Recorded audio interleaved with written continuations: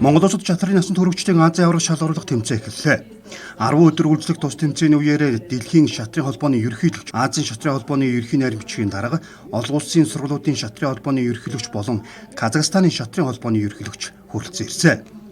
Тэмцээнд дэлхийд шатрын хөгжлөөрөө тэргүүлэгч Оросын холбооны улс, Бүгд найрамдах Хятад ард улс, Энэтхэг, Узбекистан, Иран зэрэг 28 орны нийт 248 тамирчин өрсөлдөнө.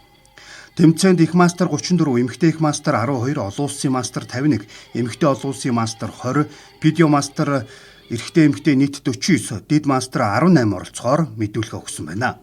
2026 оны Азийн аврах шалгаруулах тэмцээний нийт шагналын сан 100 мянган Америк доллар, өмнөх жилийнхээс 20 мянган Америк доллараар нэмэгдэжээ. Энэ нь тус тэмцээний нэр хүнд өрсөлдөөний түвшин жилрэх тусам өссөнийг илтгэж байгаа юм. Энэ удаагийн тэмцээний аврах тамирчин 15 мянган Америк долларын мөнгөн шагналаас гадна нээлттэй ангиллалд 4, эмэгтэйчүүдэд 1 тамирчинд дэлхийн шилдэг шатарчтай өрсөлдөх дэлхийн цомын тэмцээнд оролцох эрхээ авна. Монголын шатрын холбооноос энэхүү спортыг боловсролын салбарт нэвтрүүлэхээр ЧИС энэ скулс хөтөлбөрийг үе шаттай нэвтрүүлэх ажлын хүрээнд дэлхийн шатрын холбоо болон боловсролын яамтай хамтран олон улсын ирдэг шимжлэгний хурал хийхээр болжээ.